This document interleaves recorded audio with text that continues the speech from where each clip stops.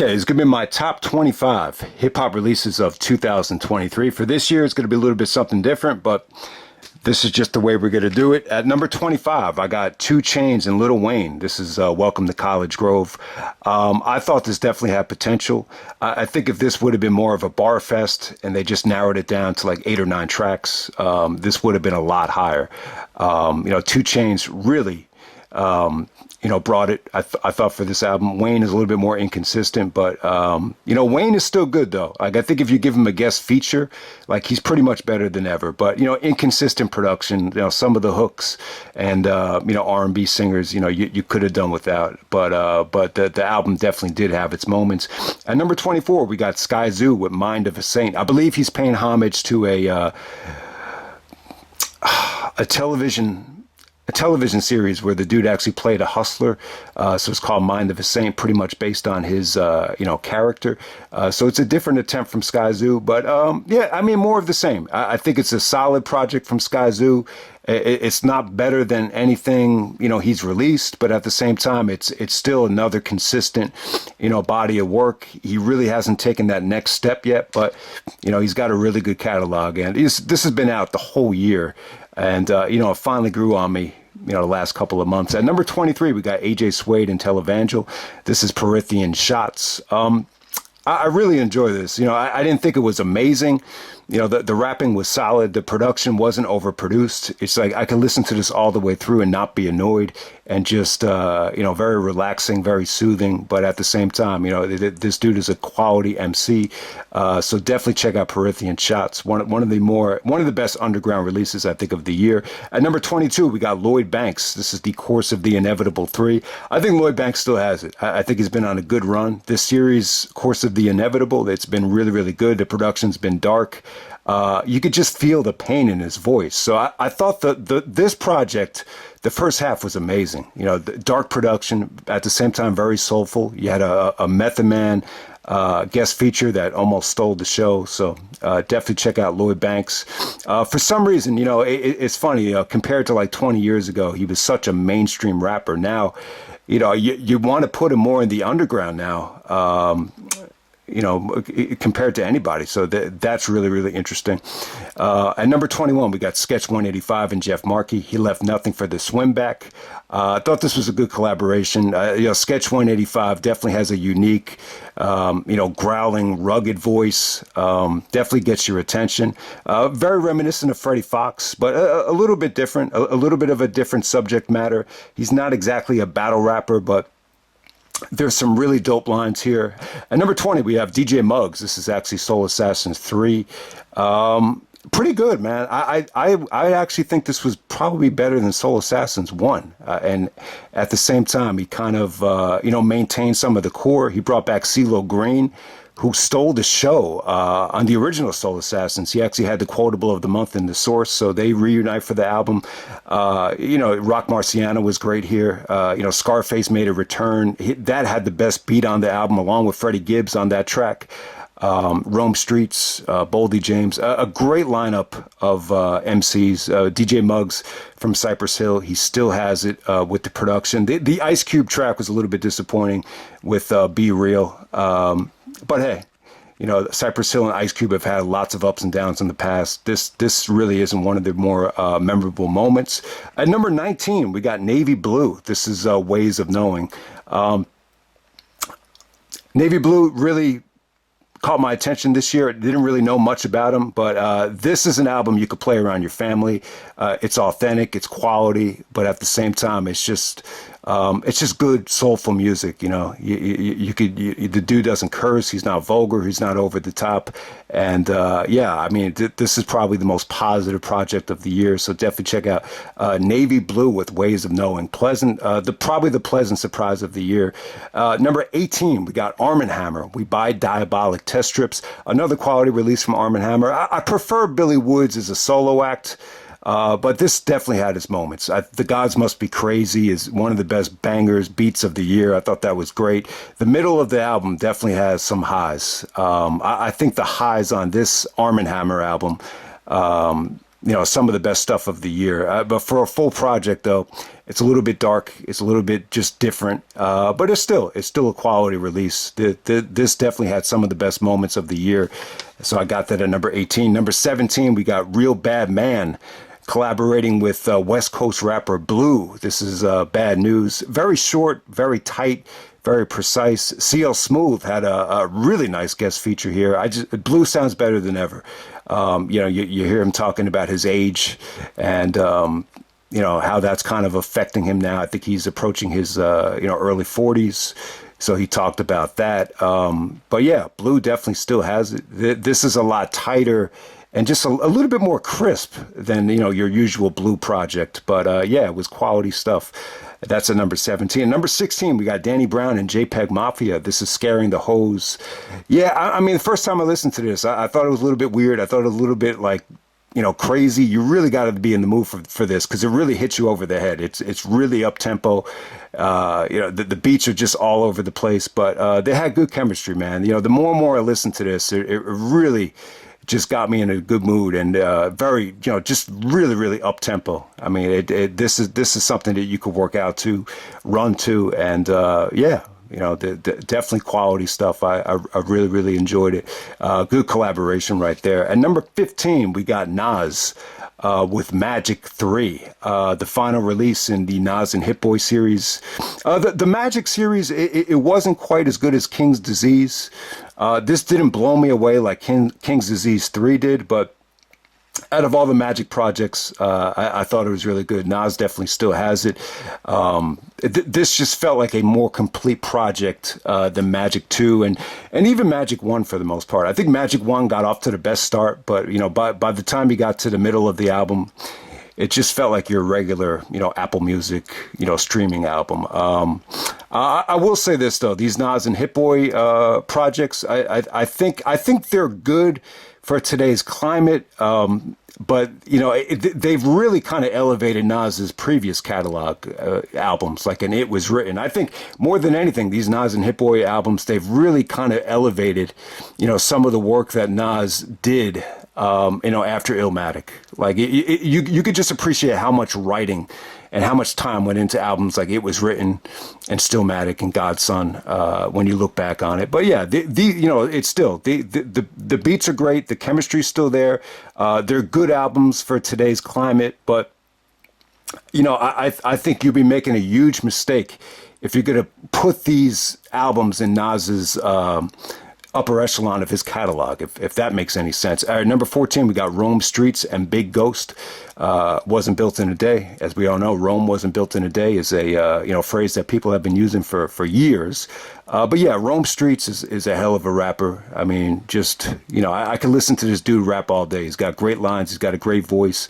A little bit too many projects from him, but from what I've heard, this is the best release he's done all year. This is the best beats, best production I think he's possibly ever rhymed over. So definitely check it out. Number 13, we got Larry June and The Alchemist.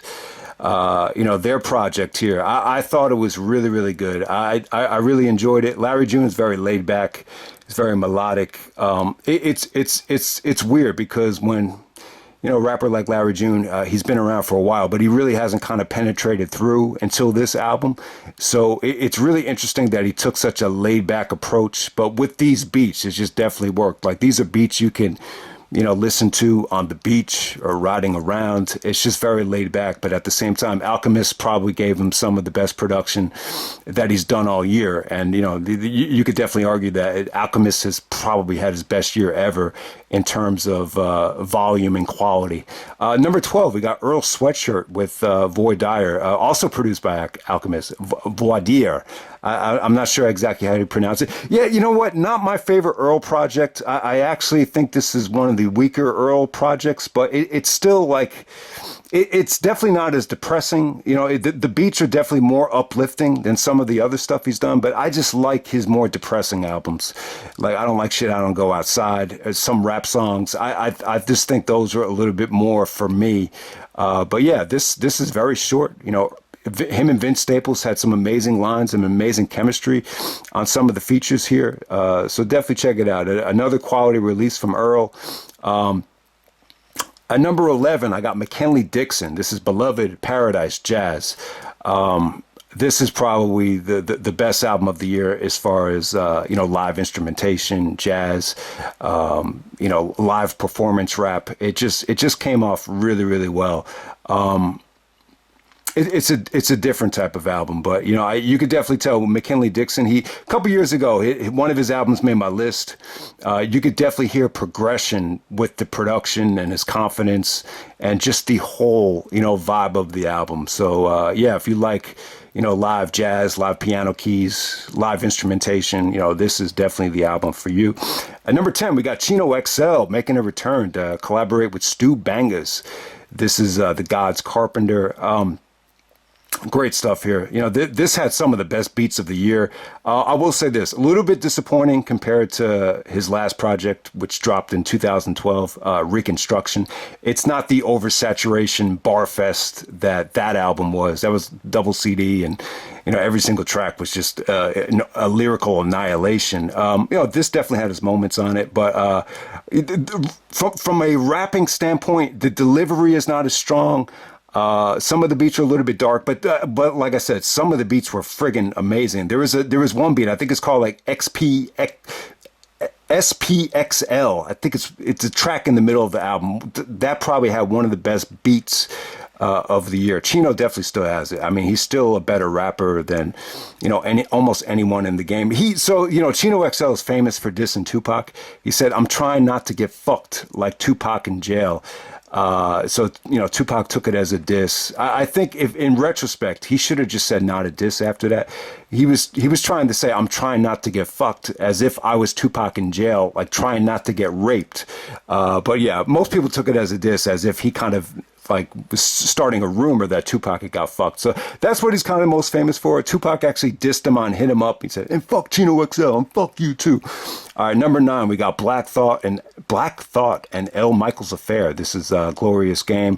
Pretty good stuff. When I first heard this album, I thought it was a little bit bland, but the more and more I listen to it, I think I prefer it over some of Black Thought's other, solo projects. I really do. I think it's just really, really good. A little bit more personal. It's not a total bar fest like the series was.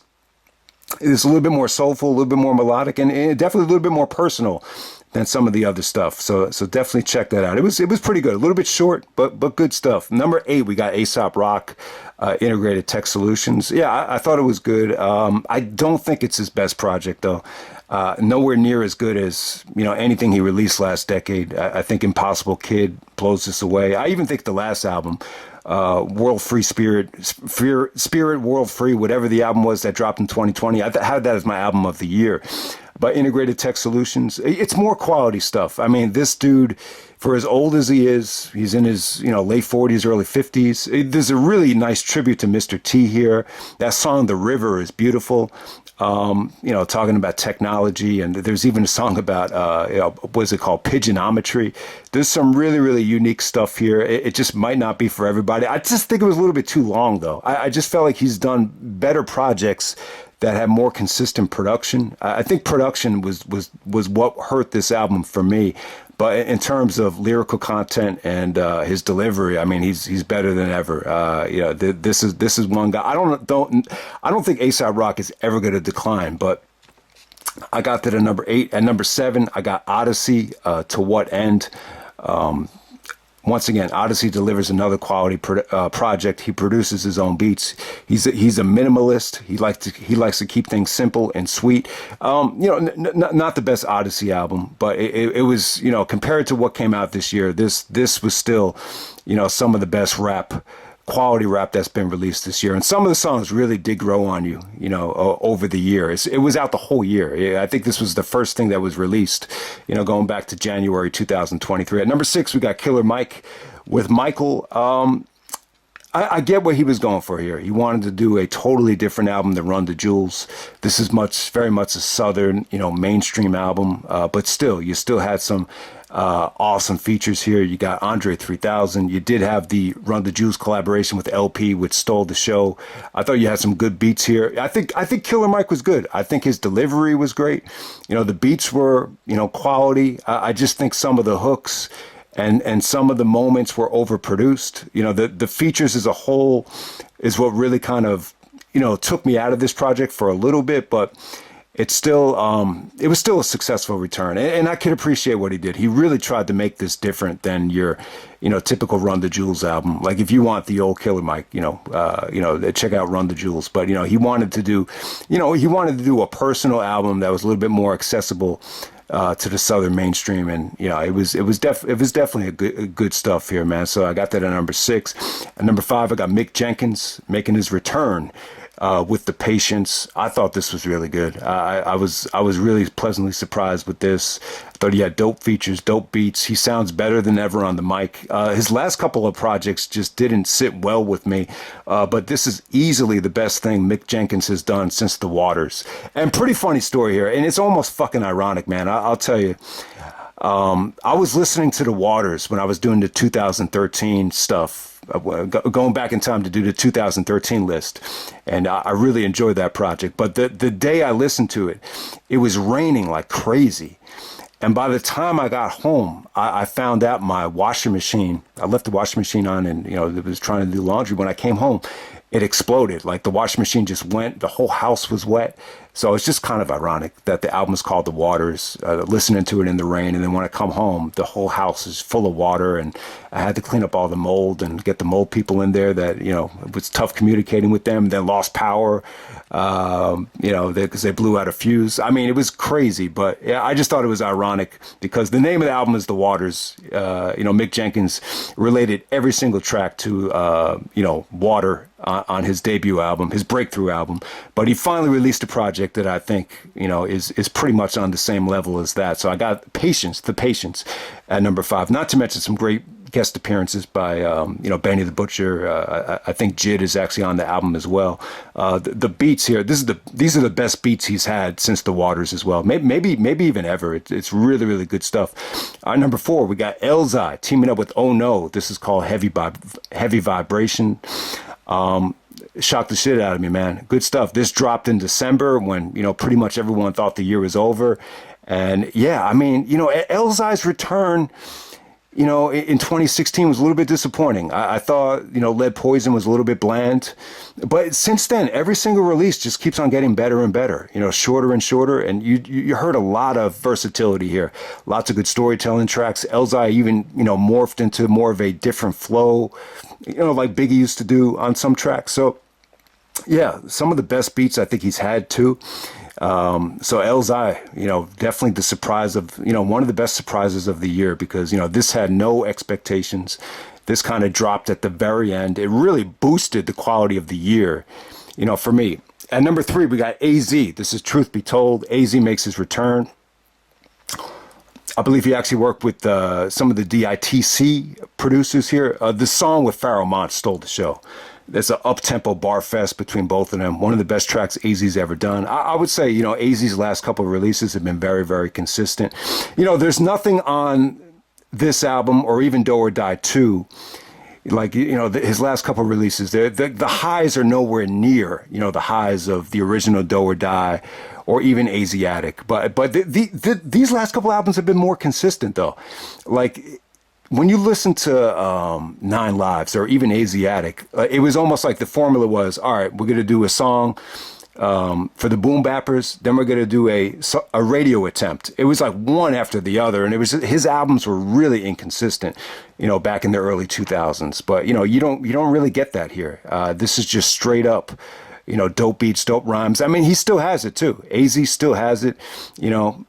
His voice is not deteriorated. You know, he's one of the few rappers along with Nas that there's really not a lot of deterioration in his delivery and his voice. You know, there's really not much of a difference at all. So definitely check out AZ's release, Truth Be Told. Is it one of AZ's best albums?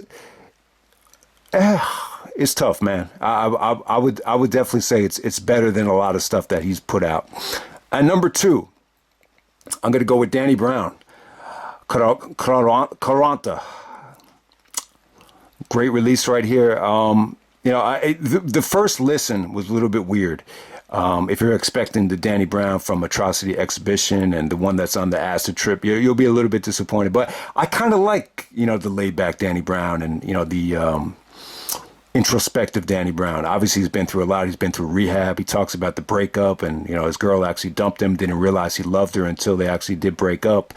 So, yeah, I mean, it's a really personal album. I think the beats are, really down to earth and just, really, really good quality stuff. It definitely has some up-tempo moments. Alchemist gave him probably his most off-kilter beat of the year.